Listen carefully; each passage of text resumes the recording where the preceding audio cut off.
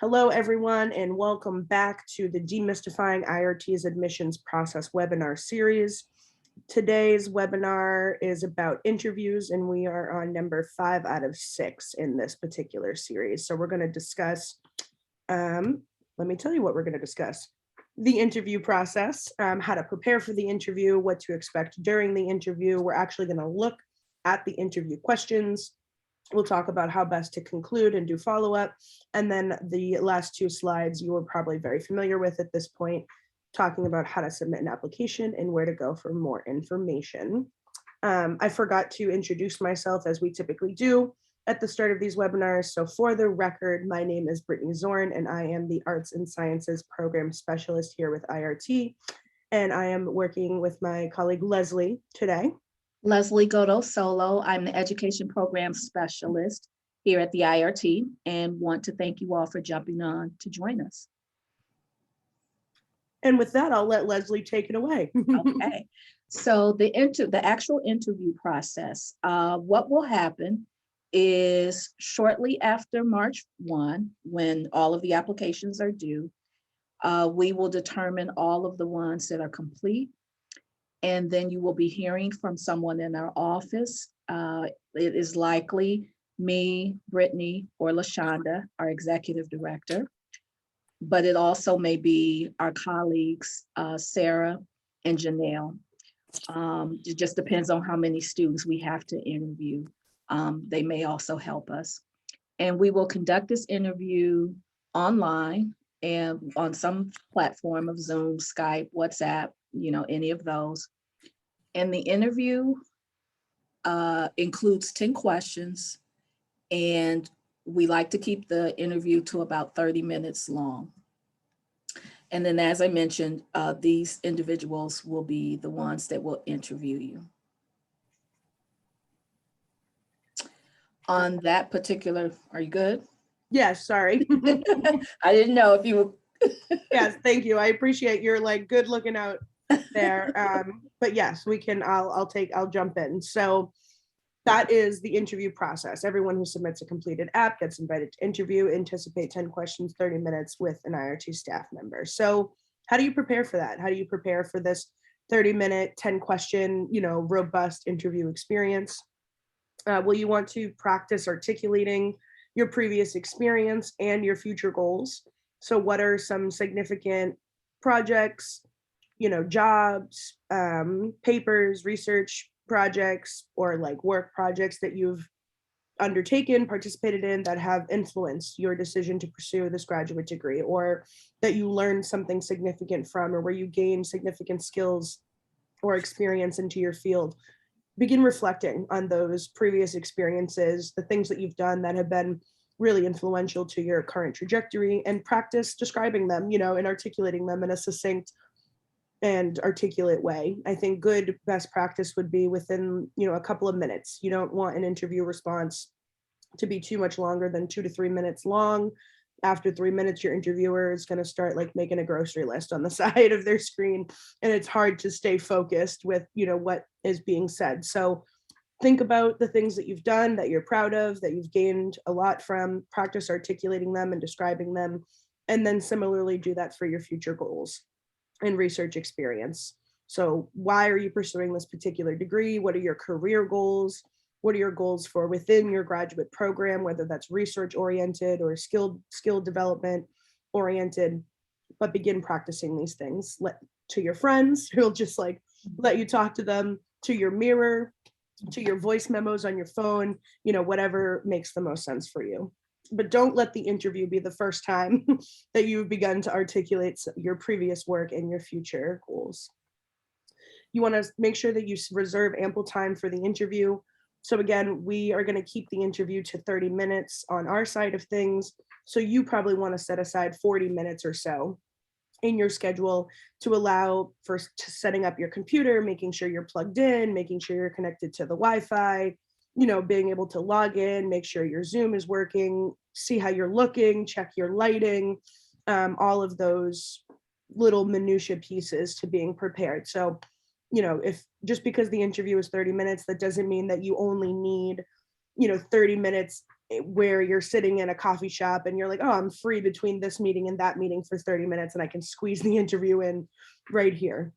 You want to like set aside some ample time. And then you also want to allow for, oh, if there are other technical challenges, or if the interview runs late, you don't want to be like, I gotta go, like, sorry, I can't finish this. You want to have some space to be able to like round out the interview and complete the process.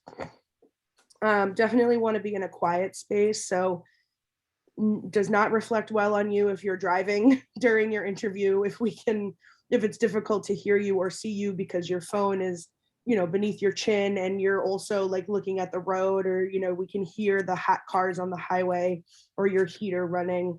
Does not reflect well if you're in a public space like a cafe, or like a union building, or like a central building on campus somewhere. Really should be like a closed office, a closed space in your home, somewhere where the children are not, where their dogs are not, where the cats are not, ideally. And then if you're going to have any challenges with reserving this kind of space or time, make sure you're communicating this in advance with your interviewer. I'm currently working from home and, the sole caregiver for my 3 children. Please anticipate that there could be some disruptions, or, I'll do my best to minimize these disruptions, but I may need to get up and, address XYZ, something like that, where you're proactively communicating to your interviewers some of the challenges that you might have when reserving 30 minutes of quiet time, in a space that's isolated, is going to go a long way for your interview performance. It's going to reflect really well on you to be proactively communicating that stuff rather than dealing with it and troubleshooting it live during your actual interview. And then the last piece of this is plan for business casual dress. You don't necessarily need to be dressed to the nines with a tux and a bow tie, but we also don't want to see you in like your pajamas or like a stained t-shirt or something to that effect. Be moderately professionally dressed, probably what you would wear to work or what you would wear to like dinner with a friend is probably appropriate and within the realm of business casual. So during the interview, what should you do? This is a list of those things. Make sure that you're making eye contact with the interviewer, that you're not, your eyes are kind of like moving around the room, or that you seem distracted.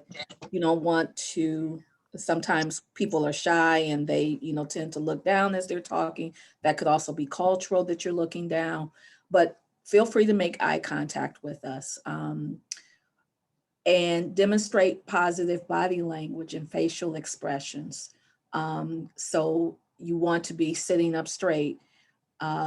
When your arms are folded, it looks like you're guarded. So you may, try not to do that. Just be calm, be yourself, be relaxed, speak clearly and with appropriate volume and tone. Be attentive and polite. Be passionate and authentic. I think this is something that this particular item I would definitely pay attention to. If you have a lovely smile, have that come through. Don't lose your personality because you go into the interview. If you're a smiler, that's wonderful, because it cuts a little bit of what might be some uncomfortableness in the interview. So, perhaps a little bit of tension. Hopefully not. Hopefully this is low key for you all. But you want to be yourself, your authentic self. And then take time to reflect on your response before you speak. And it's okay to say, can I take a moment? Or can I write that question down?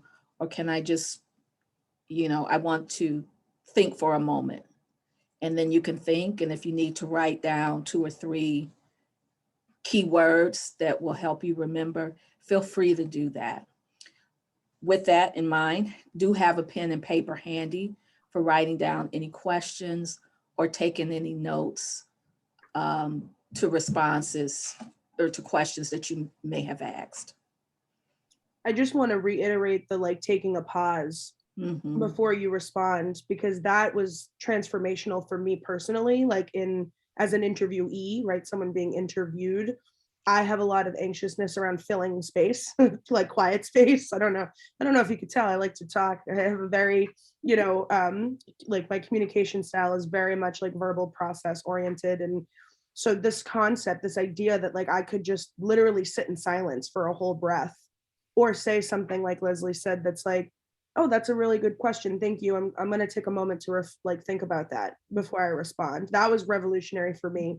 And it goes such a long way for you being able to plan your response. Like you literally only need a millisecond to roadmap in your head how you're going to respond to a question. And it saves you from so many like oohs and ums and oh, let me start again. And the awkward like trailing off that can happen when you get like into an interview response. So I just on a personal note want to reiterate, feel okay with silence. Even in an interview, take that time, take that breath, take that beat. It goes very far. Okay, so thank you for letting me get on my soapbox about that for a moment. Now we have the actual questions that will be in the interview. That's right. These are the literal questions that we're going to ask you. The first 5 are on this slide, and then over the next 2 slides, we have the remaining 5. So I think for the recording, for the sake of the recording, we'll just read these out loud. And then, if anyone has questions about these questions and wants to clarify what we're trying to get at, like, please feel free to start asking those and putting those in the chat or unmuting and raising your hand. So question 1, why do you want to go to graduate school? It's very straightforward, very simple, and it's a good entry question for the IRT. Question 2, why have you chosen to apply to IRT for support with your applications to graduate school? Question 3, we break down depending on which degree you're seeking. So if you're seeking a master's degree, particularly in education, we're going to ask you to articulate what you think the greatest challenges in education are and how you plan to address them through your work. But if you're pursuing a PhD, and particularly in the humanities or social sciences or the arts, we're going to ask you to articulate your future interests for PhD studies in the context of your current research. Question 4, what are your short-term career goals upon graduation with your master's degree or PhD? And what are your long-term career goals for 10 years after you complete your degree? And then question 5, what are your major commitments over the next year? Could be family obligations, employment, coursework or schoolwork, academic or professional opportunities, personal goals, etc. Okay, so question 6 is around a time when you had a similar, when you were working on a long-term project independently. How did you get through that project? What goals did you set? Did you have a timeline for yourself? Were there individuals that you needed to talk to? Basically, how do you execute a major project such as applying to graduate school? I didn't want to read this out to you all, but I think I should. And as we've said, for the sake of the video, if accepted to the IRT, you will be expected to work somewhat independently through the summer months of July and August. During this time, you will be studying for and taking the GRE, as well as conducting in-depth graduate program research. Describe a time when you similarly had to work on a long-term project independently, i.e., what goals did you set for yourself and how did you execute them? One of the things that I want to say about all of these questions is that they're very intentional, and you'll keep seeing them come up in the actual application process.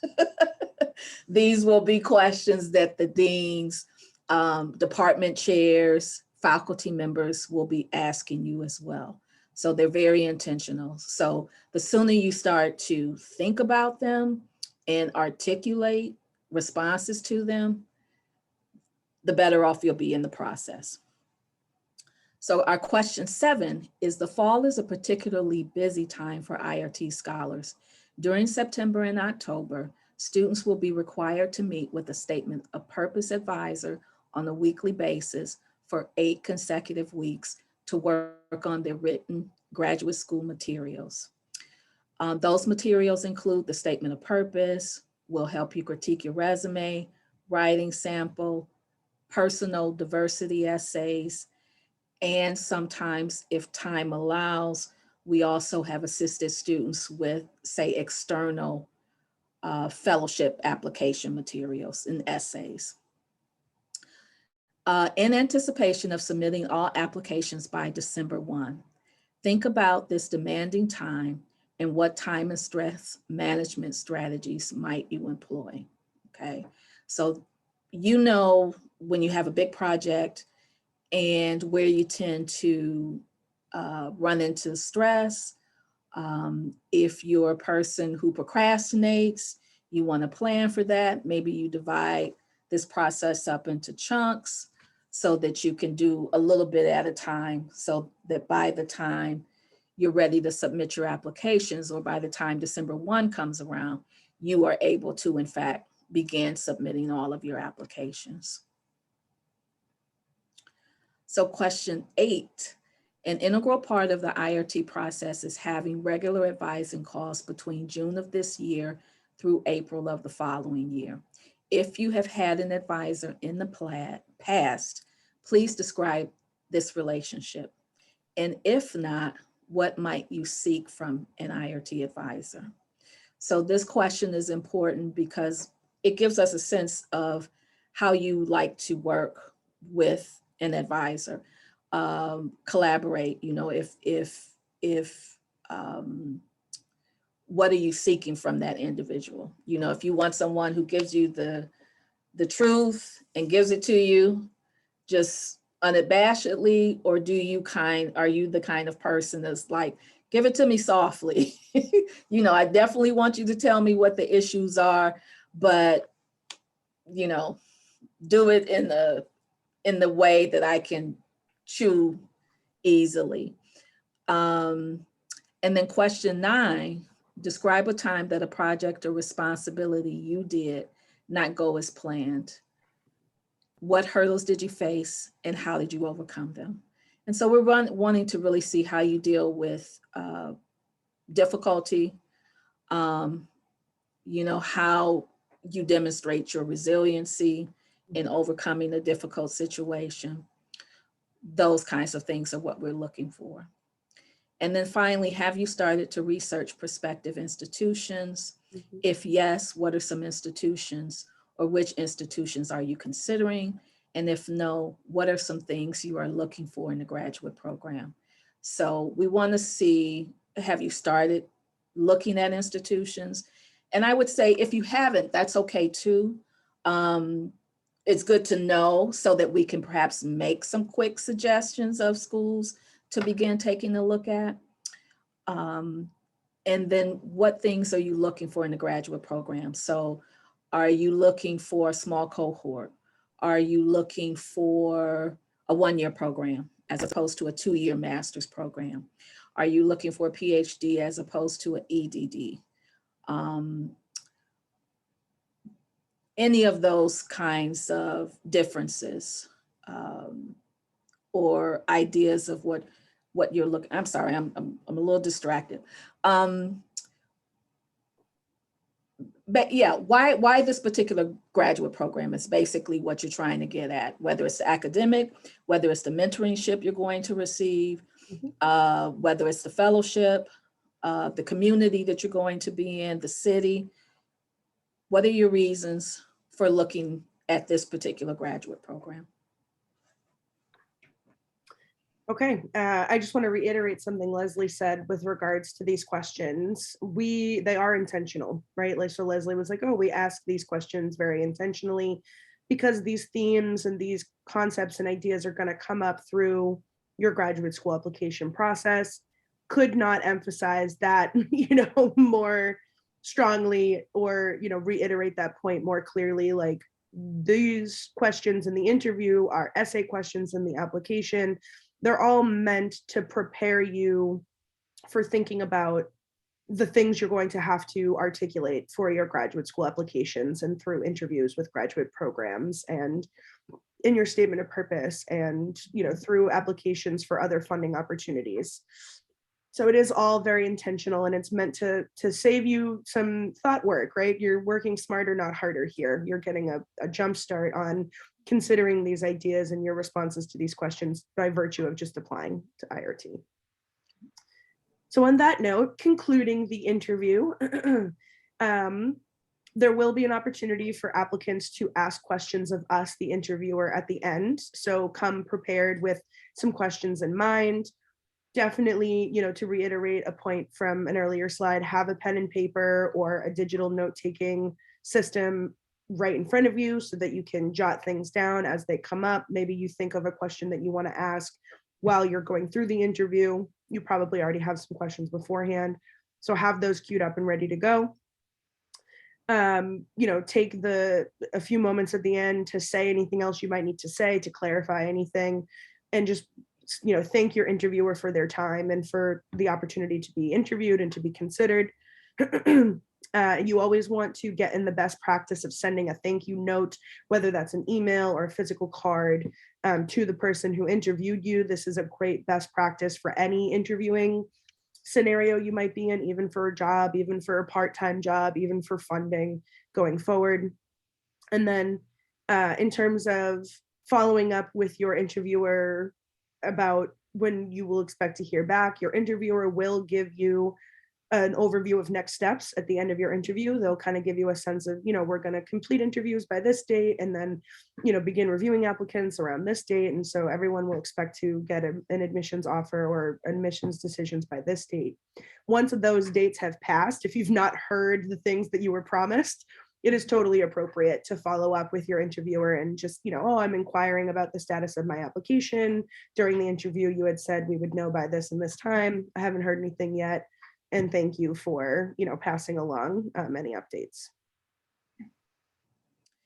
And just to let you know that your acceptance will come via email. Mm-hmm.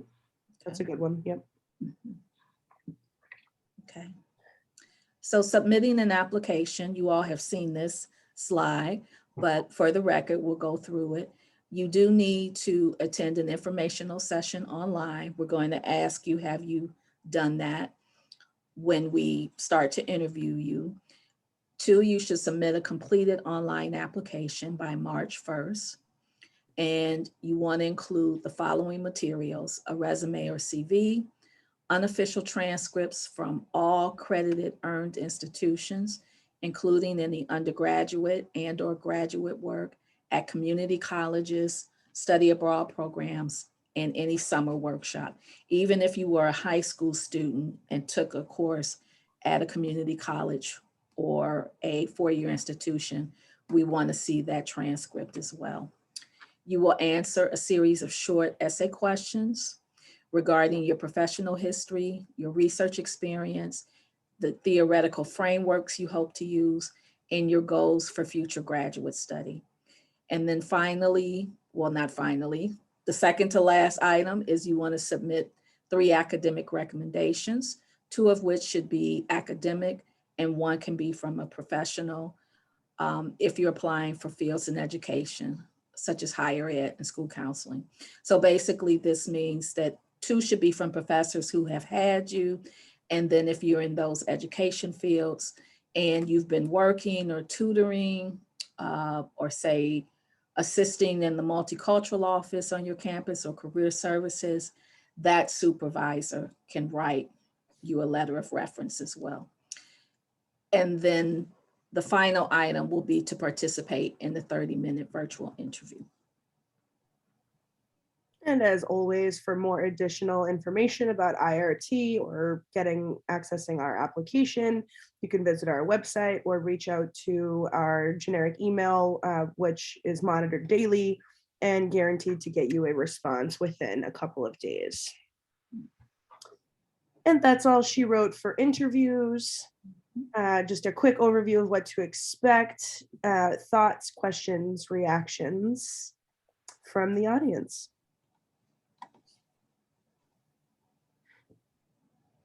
mean, I know you all are super prepared by now to apply, and your applications are already queued up. Oh, we do have a question. Okay, you don't know everything. Go ahead, Erin. Hi, I'm sorry. I'm not sure if you guys covered it because I was kind of glitching in and out. But is it going to be like a one-on-one interview, or is it going to be like a group interview? It will be one-on-one. You'll be interviewing, well, maybe you didn't hear it. You will be interviewing with either me, Brittany, LaShonda, our executive director, or Sarah and Janelle. And there are other colleagues in the office. They too have done interviews with students before, and who's involved will depend on how many applicants we have. And we basically interview during the month of March. And so we want to be able to interview everyone during the month of March. So we'll have anybody who needs to be on board from the IRT office available during that month to make sure that we interview everybody who has a completed application. I hope that helps, Erin. Okay.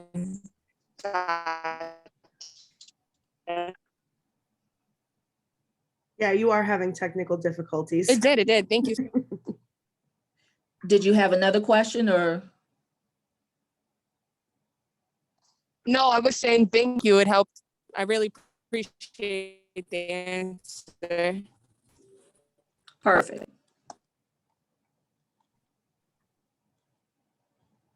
Other questions, concerns? Hi, I have a question. Yeah.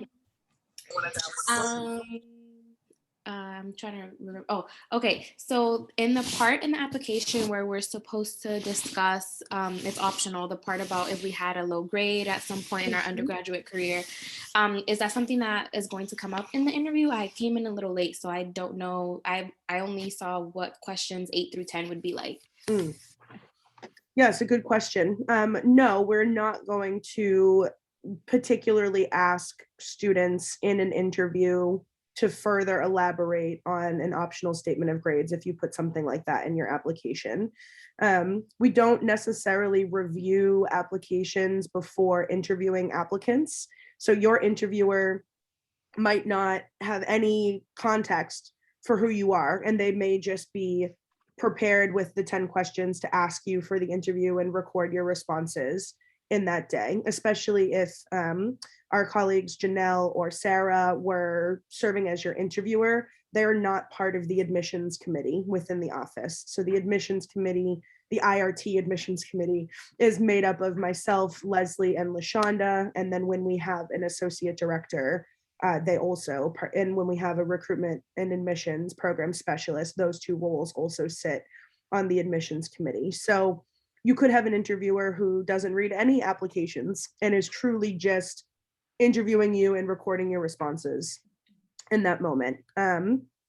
Yeah, but you could come prepared to the interview to like provide additional context or discussion on something like that if you felt it was necessary, or if you wanted to like draw attention to that and say like, I did, report on this part, like in the application, I did provide an explanation. And for the record, I wanted to elaborate and just say, these were the circumstances. That would be fine. And you could do that, but it's not an expectation. And typically whatever you put in your statement of grades is like more than sufficient to explain the circumstances around a low grade. So we don't need to do any targeted follow-up. Okay, thank you. Cheers.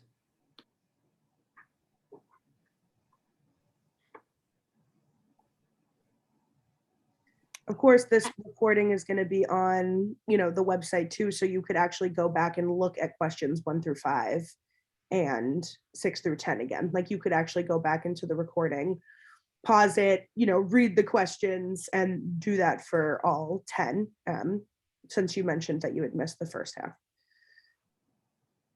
I actually have another question. Is not really directly related to the interview, but it was just a general question that I thought about. I wanted to know if we decided to switch like our intended graduate study from like education or arts and social sciences or vice versa in between the time that we apply and if we get accepted, is that okay or no? we're laughing because that does happen. And if it's, pretty disparate, let's say you write the education essays first, and then you decide you're going to do, say, sociology. We'll need you to answer the arts and science questions then, because we have to evaluate your transcript and all of your other materials for that particular field. Okay. So you would end up, if you feel like you really are in the middle and you can't make a decision at this moment, or at the moment that you do the application, I would say go ahead and do both sets of questions. But, we're trying to keep you from having to do a whole lot of work. But I think if you're torn, really seriously torn, and can't make a decision at this point, I would answer both sets of questions. Another thing that we do sometimes is we do something that we call a split. And let's say, for example, there's a student who, actually I had a student that I worked with this year who was torn between pursuing the MAT, a Master's of Arts in Teaching of English, and she also applied to MA, PhD programs in English literature. Okay. So we do accommodate those students typically. We will push you on either side, whether it's education or arts and science, and try to help you distinguish why one or the other.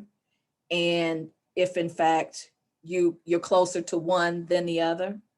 But then again, there are those folks like this individual. I was in the same predicament when I applied to master's programs. I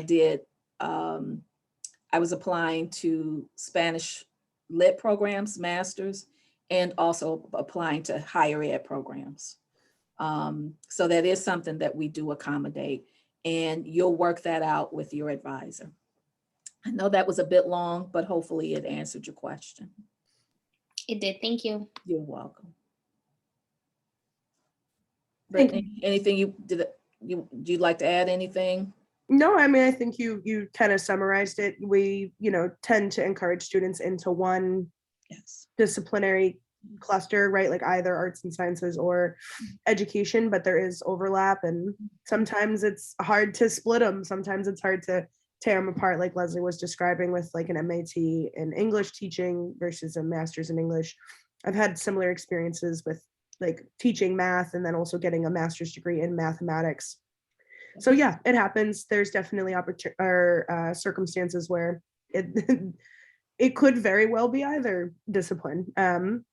So it won't hurt you. I guess that's like the short answer, is it's not going to count against you necessarily to make that switch or to be flip-flopping. Jennifer, thank you for your hand raise. Hi. Yeah, I have a question about the interview setting. You mentioned that there would be a difference in how like an interview is perceived. Like, let's say one doesn't have like, a quiet setting or like a closed off setting when they're like alone and it's private. But then there's like the aspect of like accessing something like Wi-Fi. So like, let's say someone has to go to a cafe, and there's a difference in what, like how the interview is perceived based on whether we communicate that with the person.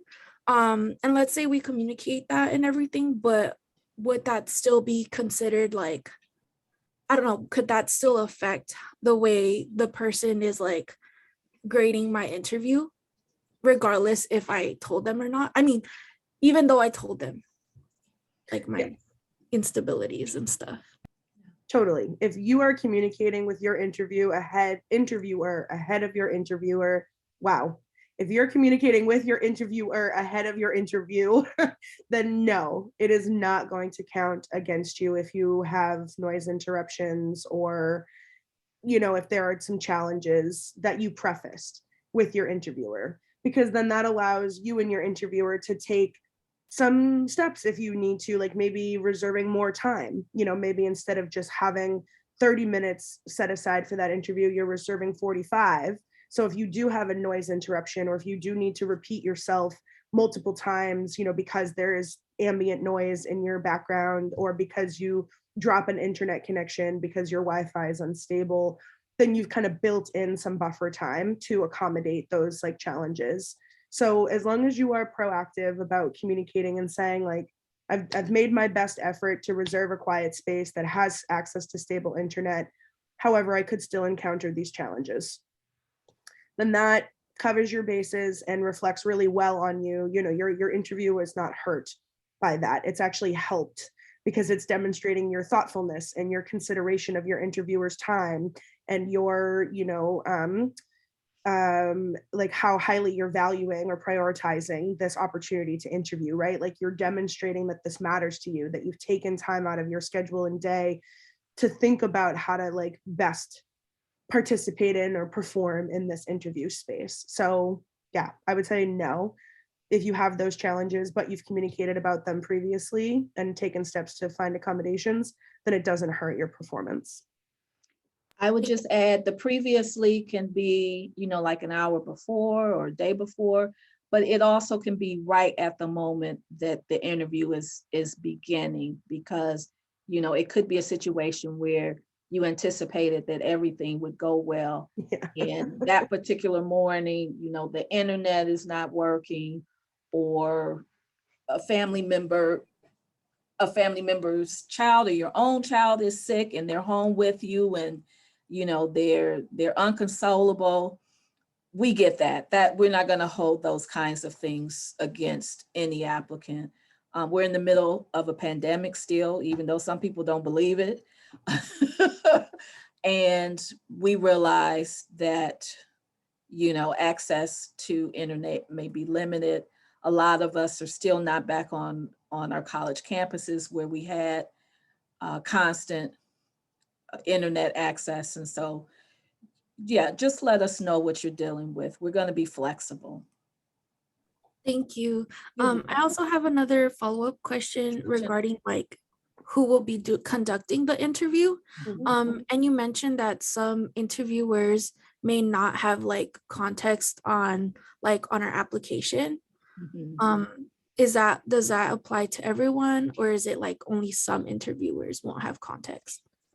That pretty much applies to all of us. The chance that we would have read your application prior to interviewing you will be real slim, because depending on how many students we're interviewing during the month of March, in addition to any other activities, responsibilities that we have to get done, we've only got time to do the interview.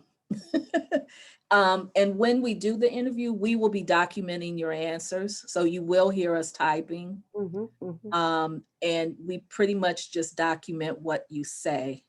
Now, there is a part for each interviewer to kind of, give any other kind of information, anything that may be extenuating.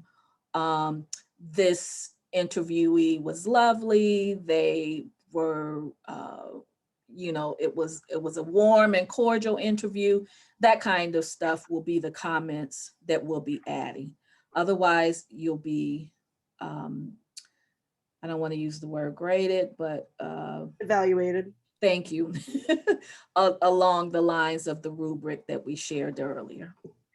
The only other thing I would add to this is that if you remember from I think it was the first webinar in this series, in the Demystifying IRT's admissions process webinar series, we talked about the evaluation categories for an applicant who applies. And there are 5 evaluation categories across which everyone on the admissions committee evaluates an IRT applicant on a scale of 1 to 5. And those 5 categories, just to refresh for the record, essays as part of your application, academic background, which we consider transcripts, previous coursework, GPA, and your resume or CV, your overall fit with the IRT mission, your letters of recommendation, and your interview. So part of the reason why your interviewer does not necessarily read your application before they interview you is because we evaluate candidates holistically across those 5 categories. And so usually it's more revealing, convenient, useful to read a student's application when the interview notes are included, because then we're evaluating you across all 5 categories in one fell swoop. So we're reading your essays, we're looking at your academic background, we're reading your recommendation forms, we're considering your overall fit with the IRT mission, and then we're reviewing your interview in one go. And then that is how we're evaluating you. So, to read your application before the interview means I'm only evaluating 4 out of 5 categories, reading all of that, then conducting your interview. And it doesn't necessarily provide like a flow or a rhythm for just like getting everybody interviewed so that we can actually start to evaluate everybody holistically, if that makes sense. Yeah, that makes sense. Thank you so much. You're welcome.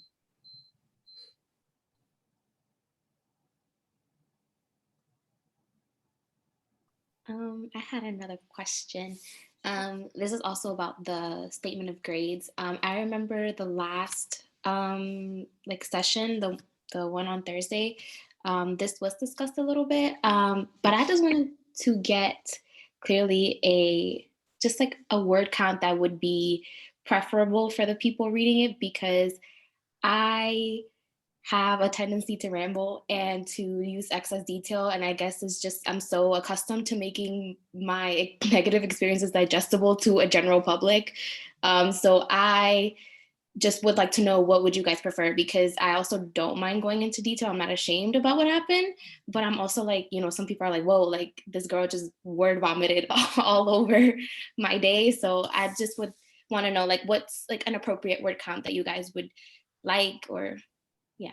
I'm like, we didn't put a word count in the application. That's for shame. For shame, IRT. Not for the statement, the statement of grades. It doesn't. I looked for one. There's a word count for the other questions, just not that portion.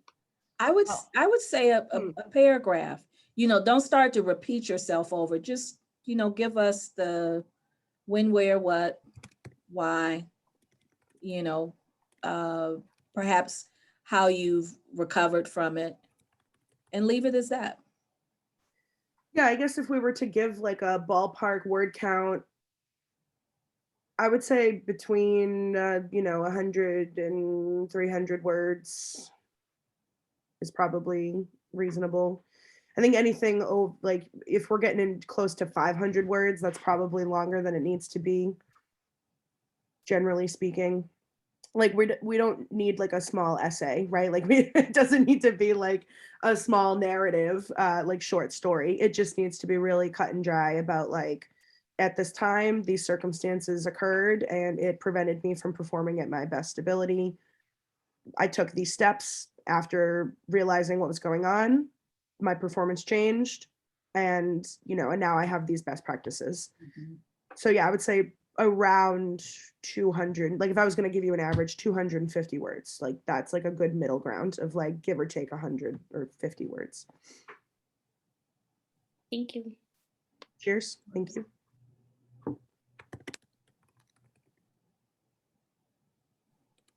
I think y'all just like hanging out with us. We like hanging out with you. So ask any question that you'd like or any comment that you would like to share. Feel free to do so. I can't wait. That's to why we're here. Applications. I'm sorry, Brittany. Yeah, no worries. I was just saying I can't wait to read these applications. Of course. Cheers. Yeah. I'm sorry. I have another question. I don't know if Stop apologizing. I just want to like put this out there. We don't say sorry around here. We say thank you. So instead of I'm sorry, I have another question. Thank you for letting me ask another question, or thank you for answering my many questions.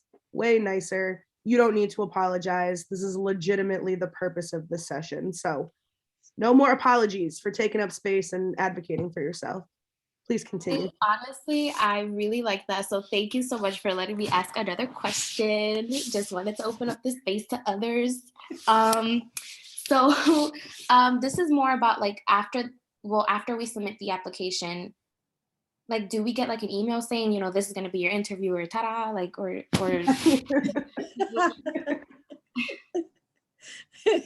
It's a good question. We're laughing because it's like, oh, this seems obvious to us because we do this every year, but like obviously it's not intuitive to you all, like what would happen. So once on March 1st, basically what happens is the application closes. We close the application at a certain time. I think Sarah closes it, our colleague Sarah, at like at noon or something on that day. So like everyone gets a little bit of time on the morning of the 1st to like get their last bits of everything in. And then once it closes and there's no more entries or anything, we run a report from the application system that shows us all of the completed applications that have been submitted. And then once we have that report, we take everyone who has a completed application and then we split it up internally and assign interviews to people internally. And then your interviewer will reach out to you with a template email that's like, hello, I'm going to be your interviewer. Here's a link. Here's how to schedule with me. Either click this link or take these steps. You know, we need 30 minutes. Then we'll use Zoom. Here's the link, or we'll use Skype, or, you know, I'm flexible, or whatever next steps you need. So within a week, I would say, of March 1st, you'll get a personalized outreach from your IRT interviewer. Great, thanks. You're welcome. Welcome.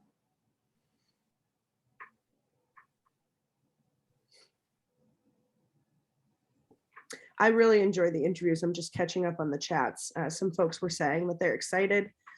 I have advisees who I conducted their interview with, and now, you know, they're accepting offers from graduate programs. And it's like, can you believe that a year ago in March, we were just talking about whether you'll be in IRT or not. And now here you are off to go on to a PhD program like my babies, you know?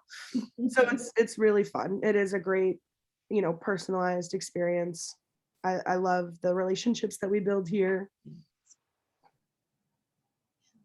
Yeah, that's right. Manifesting when you're admitted to the IRT, when you nail your IRT interview, not if.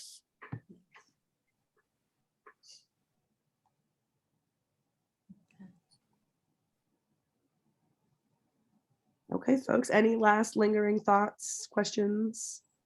I have a question, and it's not related necessarily to this process per se, but I'm thinking about the undergraduate students here at where I work and how aware they are of this program. How do you guys advertise this or make this available? I would love to be able to like share it with students at my school. I love that. You're not even part of the fam and you're already like, let me help spread the gospel. So pre-pandemic, we have, you know, a role in the office that is recruitment and admissions program specialist. And that person would travel to various campuses across the country and host informational sessions. They would collaborate with like career services offices, advising centers, offices of multicultural student affairs, right? Like different individual spaces on campus that promote this kind of information and resources to students. And so that is it basically. Like that's basically how we recruited. It was just like a personal relationship that the recruitment and admissions person would build with an office on a campus, and then they would organize hosting informational sessions. Because of COVID, and then more recently, just in general, we've been leaning more towards like our digital technologies and hosting like virtual sessions. And we also started an alumni recruiter program that allows like where we train alumni to be able to host an informational session at their respective institutions. So for someone like you who's like on the verge of being a part of the program, but like you want to share the information now, you know, we could like, it could be as simple as like here's like some brochures, here's a digital brochure, or we could mail you some physical brochures that you could like keep in your office, or we could like send you like a flyer, you know, like, oh, like want to apply to graduate school, like look into IRT, that you could like post on a bulletin board in your space. And then, you know, you could like refer people to the website and like have a conversation about it. So that is how we would manage it in this like corona world with someone like yourself who's not officially able to be an alumni recruiter just yet, but like wanted to share the information. So you could just reach out to Leslie or I. We could provide you with some digital materials or physically mail you some materials that you could just keep in your office space, and then refer people to the website and the YouTube channel and us. You know, I constantly, yeah. So I think that's what I'll plan to do. I'll email both of you just to ask for some, at least for now, for some digital materials, then maybe I can have it sent to different programs that we have. So that would be all. Sounds fantastic. Yes. Thank you. Yeah, for sure. Thank you for spreading the gospel of IRT. Okay, Jennifer is saying that she has an email that was forwarded to her from her professor. Maybe you could edit it and cater it to your undergraduates.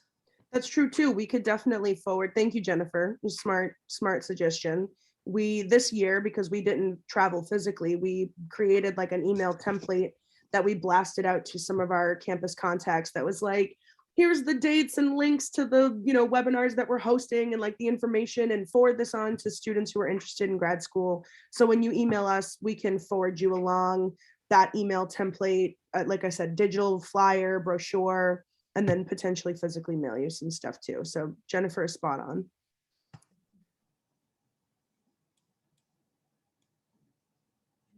Yeah, that outreach, IRT outreach at andover.edu address is just a no reply inbox that we have that everyone in the office can access and use for sending out solicitations basically to recruitment partners about IRT. So like when we have opportunities or when we're doing recruiting, that's the email that we use. So it was really actually just me emailing you, emailing your professor, Jennifer, from that generic inbox. That's her email.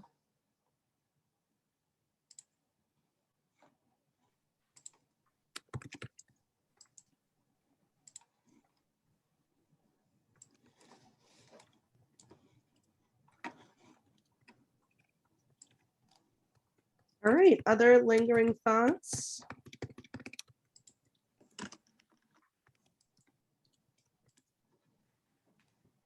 Janessa, is it Janessa?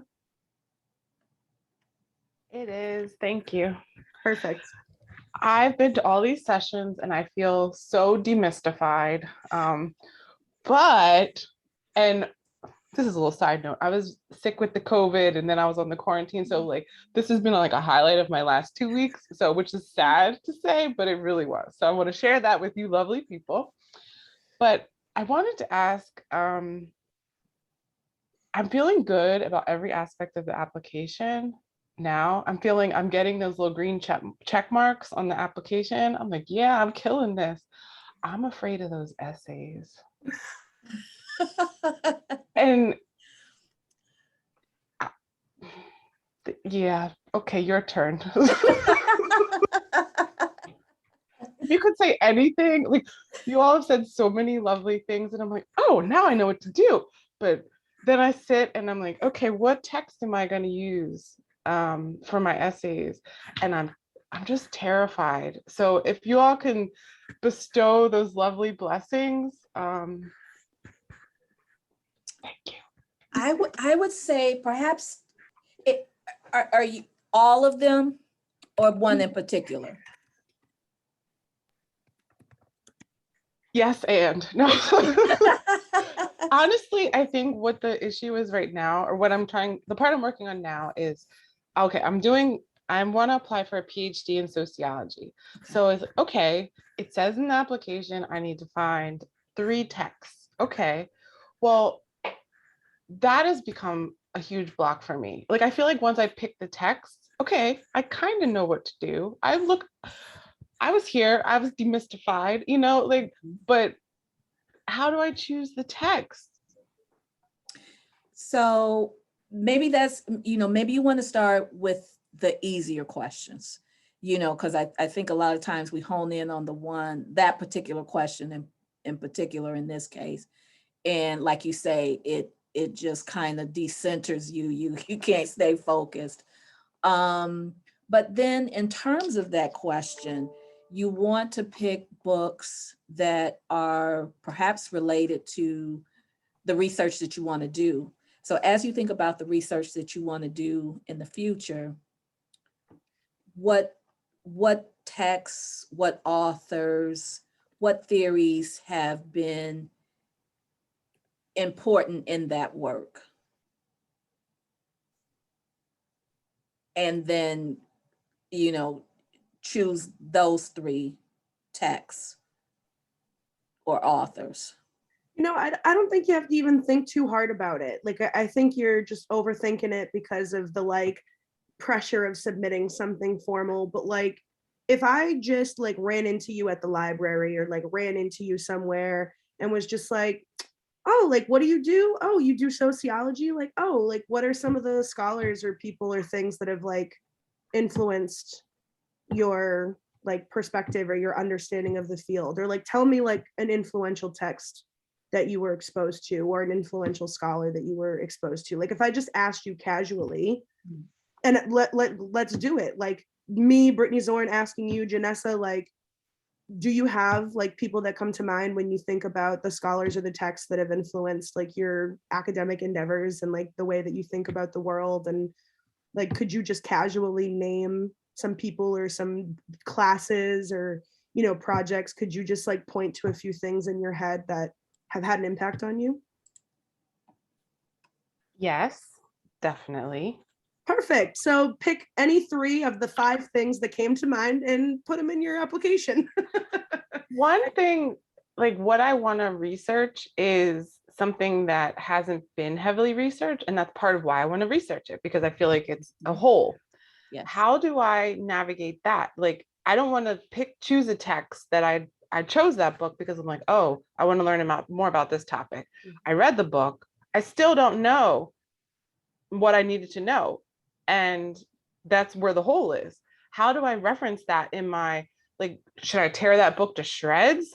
Like, well, you only have a few hundred words, so I can do some things in words.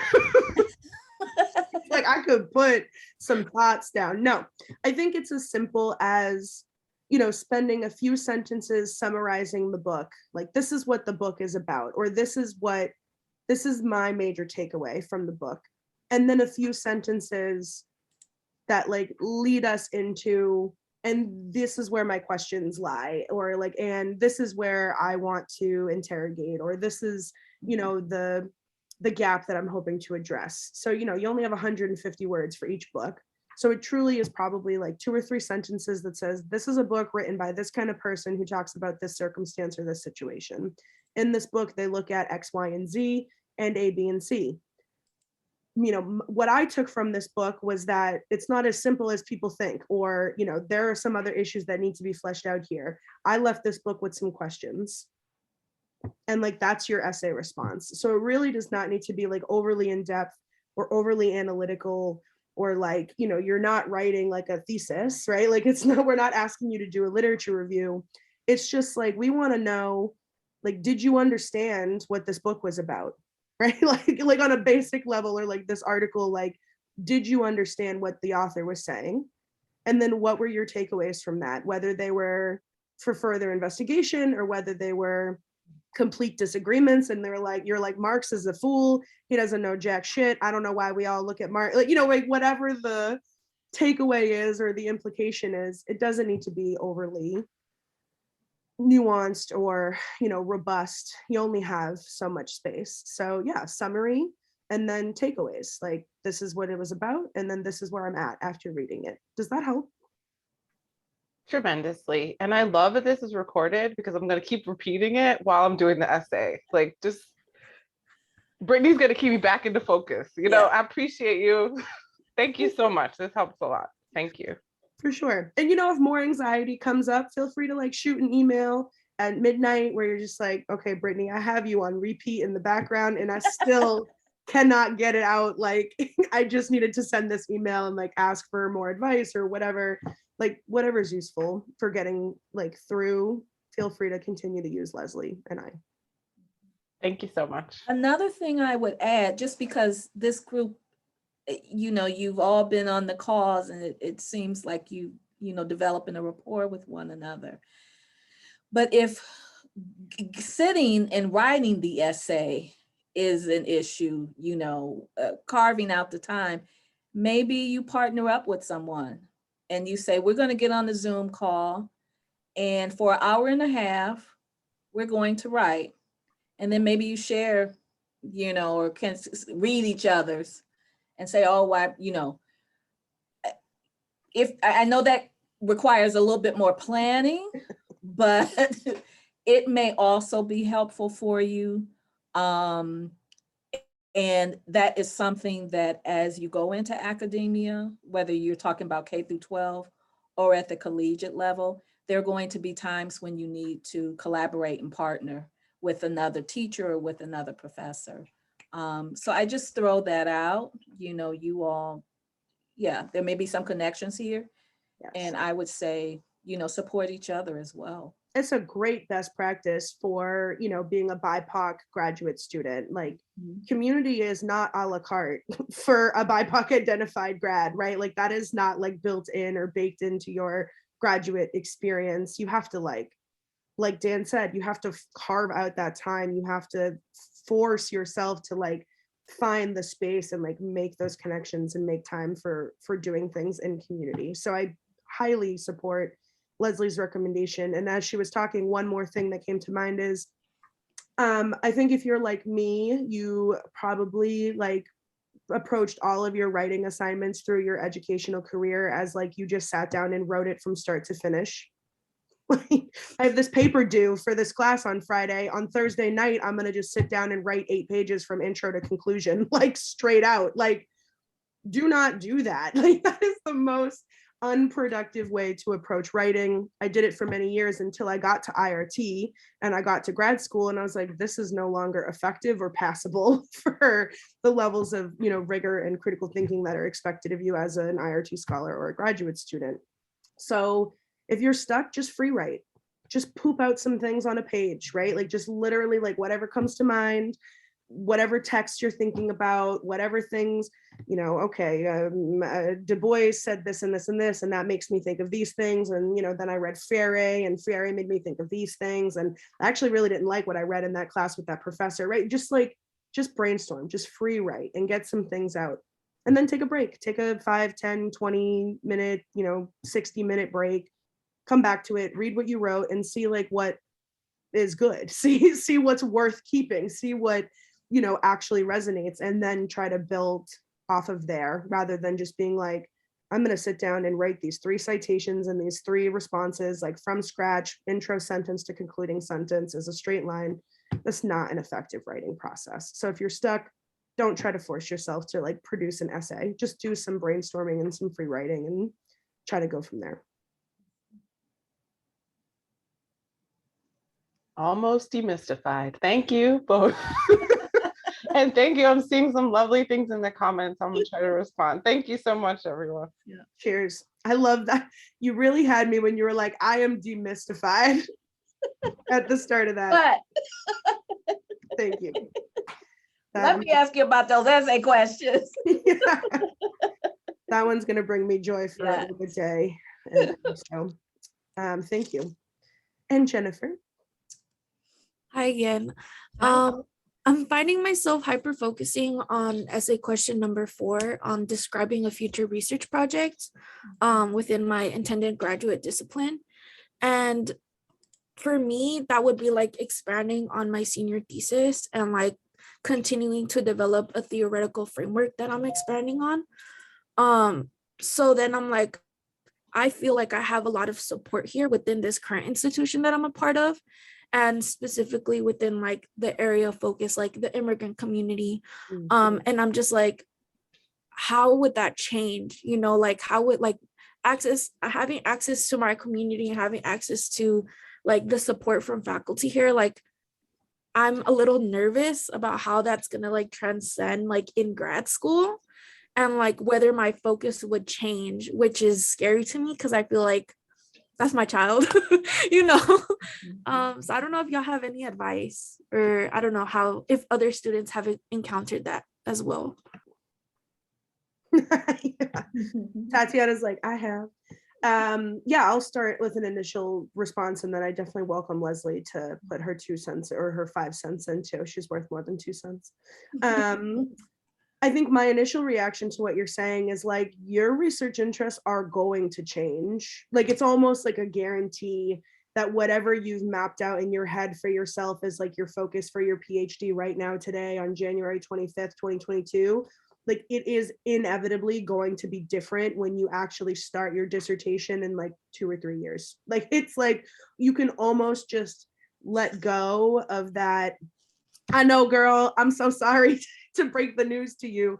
And that's not to say that because your focus might change or because your proposed project might change, that it's not going to still address like the topics or the people or the phenomena that are important to you, right? Like that is not to say that you're going to like give up on your scholarly vision or dream and you'll never get to come back to that and it's going to be different and you just have to grieve the loss of it. Like that's not the case. But your dissertation is just like one project that you will do in your whole career. It's just one thing, right? Like it's not going to force you into a particular niche for the rest of your time ever researching or being a scholar or being in academia. It's just one project that you have to execute within a certain time frame under these certain parameters to get this degree at a particular institution with particular faculty in a particular department. And so like your dissertation project by necessity will morph and be nuanced to adapt to whatever department you end up at and will be informed by all of the things that you learn by going through the application process and all of the conversations you're going to have with current graduate students and with graduate school representatives and with program faculty. Like because of all the information that you're going to gain and all the experiences you're going to have over the next 2-3 years, whatever you're envisioning right now, it's undoubtedly going to mold and morph into something else when you actually sit down to start writing your dissertation. But that project that is in your heart right now and in your mind's eye, you might actually get to execute that exact project at some point in your career. Like it's not going to be that passion and that connection to your work and the people that you're, bringing with you into your research is not going to be lost. But like the dissertation and the PhD is, a snapshot in time that like will require a certain amount of nuance and specificity and adaptation to the place that you're going to be in when you pursue it. So that's my general response. It's not necessarily advice, right? Like I didn't necessarily give you any tips or strategies for like articulating that in your IRT application, but we're not asking you to like articulate your future career agenda for like the next 30 years of your life, right? Like we're just asking you to articulate a potential project that you have right now in your head that you care about that matters to you. So what you put in your IRT application essay might not be the same thing you write about in your statement of purpose a few months from now. And that's okay. Like that's part of the process. It's part of your growth and your journey and your, changing as a scholar, practitioner, person who does this work. That's my initial reaction. Leslie, do you have any other additional like advice or thoughts? Yes, Jennifer, I was hearing, which question were you referring to again? You said 4? Yeah. Okay, so yes, this is something that you don't have to be wedded to for the rest of your life. What we're trying to determine is, have you thought about a project below the surface? You don't have to have everything figured out, but you do have something that would be feasible, and you can articulate that for the purpose of this application. You're doing the same thing, or you will do the same thing in your statement of purpose, because you have to talk about what that is. But just because you write that in your application to IRT and then you put it in your SOP does not mean that anybody is going to look back on that and say, in your SOP, you told us you wanted to do X, Y, and Z. It's not like that at all. And in fact, many people do change the emphasis of their projects because you're taking coursework and you're learning more, you're having more experiences. You know, if you're someone who does, if you're in a field where you have to do participatory, if you have to do interviewing or participatory, there's a word, help me out, Brittany, participatory research where you're working with a community or so forth. All of that you're learning will influence what you end up writing your dissertation about. And then know that the dissertation is kind of the end of your program, but it can be the beginning of so much additional research that you do, because maybe in writing that dissertation, some questions came up that you did not anticipate that now you want to follow. So that may be your next article or your book. Okay, so you can see it as, something that will grow with you as you mature in your research, and then your topic area. Yeah, I guess just to like wrap up what we're saying, when it comes to responding to essay question 4, write what's currently in your mind and heart as the project that you hope, the passion project you hope to pursue for your PhD, and that is appropriate. And that's all. You can't articulate something that you don't have information about yet, right? So like all you have to do is be candid and comprehensive in saying, this is the population, the time period, the phenomenon, the frameworks, and the questions that like I hope to interrogate or investigate further in PhD study, with all of the caveats, knowing that like it's going to evolve and change and all of that. Thank you. Yeah, thank you for being real with me. It's something that's honestly scary because I'm so comfortable where I'm at right now, and I have the aspirations to continue developing that. So when reality hits, like I'm not gonna have the same support that I have here, because every institution that I encounter have to go ahead once again and establish my sense of belonging. So definitely something that I have to consider when it comes to like what programs and like what communities they're based in, for sure. Thank you. Jennifer, I would just add that when you're admitted to IRT, one of the things you want to keep in mind, and this is for everyone, is keep an open mind in terms of where you're applying. We like students to apply to a minimum of 9 schools, but as many as 12. And of course, you can apply outside of the consortium. You'll have to pay for those application fees if it's a school outside of our consortium, but you're going to be in great shape to do that statement of purpose.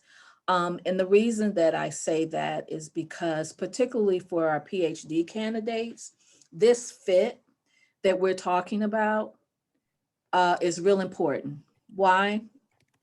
Because it simply is, number one. But number two, you're going to spend a lot of time there. So you want to be in a community that is supportive of you, not only academically, but monetarily. And it's a place where your spirit and your soul are nurtured. As much as that can happen in these spaces that are not created for us, right? So that means that, you want to apply widely, and that sense of belonging is something that you want to look at very closely as one of the factors in where you're applying. And a good way to find out if students are feeling if they belong is to talk to the graduate students, okay? Because the belonging, can be in terms of relationships, but it also can be that you're funded well so that you could live in this particular place, right? That there are resources that may be of importance to you, whether that be church or civic organizations or, a community of a particular, type of community. So all of that becomes very important, particularly for our PhD candidates.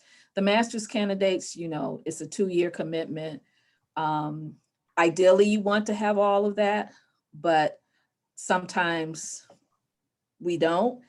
And, then you'll have to depend on one another and or networks at home to get you through, with the understanding I've got 2 years here, I'm coming to get a degree and I'm going home.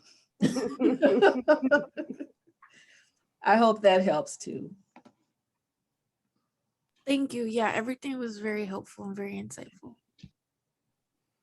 Yeah, I think you bring up a good point, Jennifer. Like, your undergraduate institution, by the time you graduate, probably you've developed some routines and some relationships, and you've got a rhythm and things feel very comfortable, and that comfort will be strongly disrupted when you pursue a graduate program. So like, you're smart to be thinking about this question of, how do I articulate a project at a place where I don't even know what that support in that community is going to look like, or if I can't imagine how I would execute a project without having the networks of support that I currently have, and like the resources, the people resources, whatever, the community resources that you have. It's totally relevant. It's salient to be like thinking about that and percolating on it.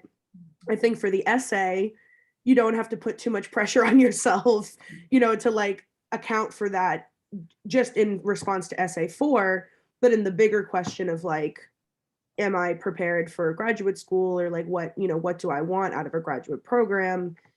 You're bringing up like really salient considerations. I think that one other thing I'd offer is IRT kind of offers some continuity between, your undergraduate and your graduate program. Like, hopefully you would have your IRT cohort and like your IRT family as a source of virtual, wherever you go, back pocket support that you can tap into even at a graduate institution. And that's definitely part of the value added of being a part of IRT, or what we aspire to have, be value added as your part of your IRT participation, is to like have IRT fam as part of your support network, when maybe you're not going to get that as blatantly or as robustly at a graduate institution as you did in undergrad.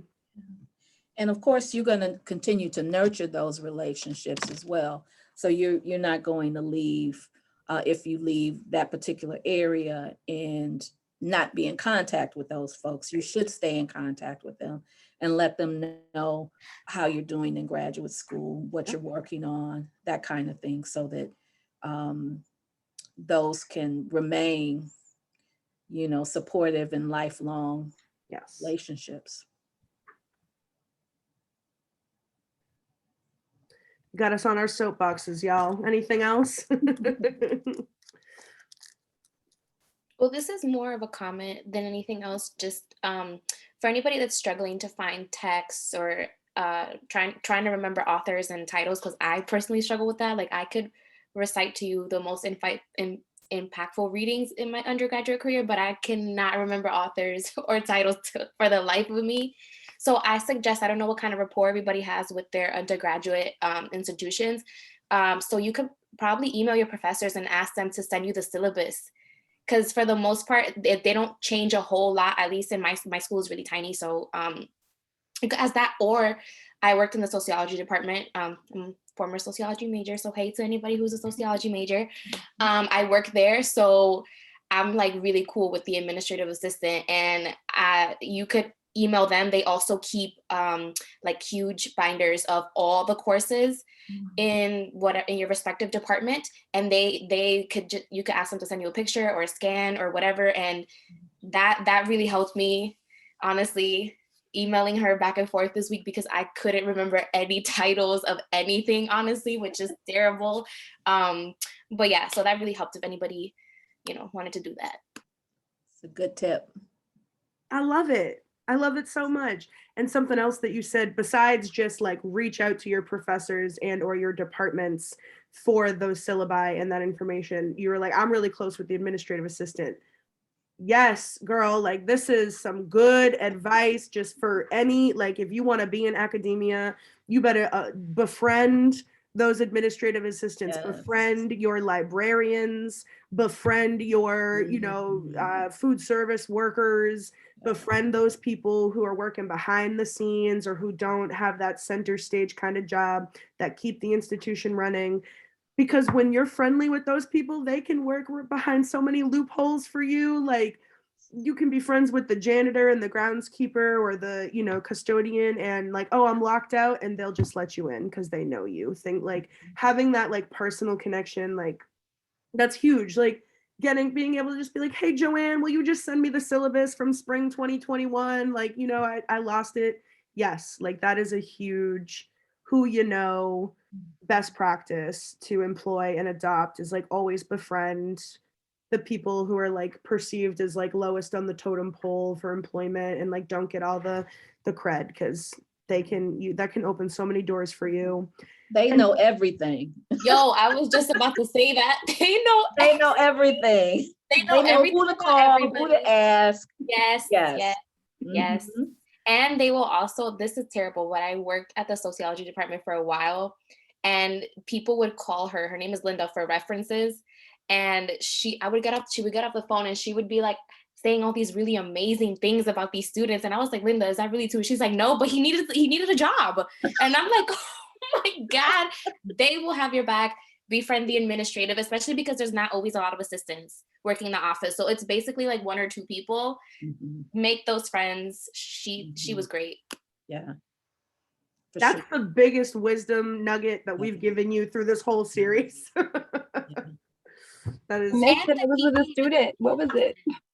And the teaching assistants, like not the full-time professors. Like the person that recommended me this program was an IRT alum, and she's not a full-time professor. She just got there like 2 years before I graduated, and she's only a teaching professor. So befriend the people that not always the full-time professors. Befriend also the people that just come in, they know stuff. Yeah, Tatiana, that was the advice that is it. Oh, please say your name for me. Say it again. Jalinel.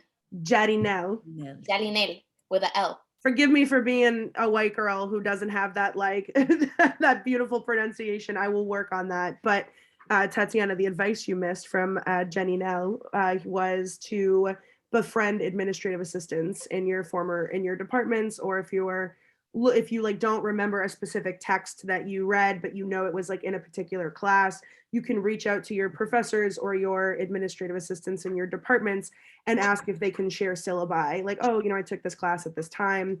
Could you share a syllabus with me for Soc 101 or Soc 522 or whatever it was? So that was the advice that you missed. Good one. Thank you. Cheers. And that might be a great note to end on, since we just have a couple minutes left in our, designated time slot for this webinar.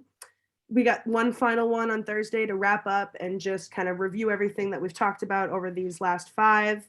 So I hope to see you all there for our final iteration of this series. Otherwise, you know how to get in touch with Leslie or I. In the meantime, if things are coming up, and hopefully y'all get in touch with each other too, and get through the next 4 weeks or so of submitting these apps. Thank you. Right. We'll look to see you on Thursday at 3. Thank you all. Take care, be well, and see you soon.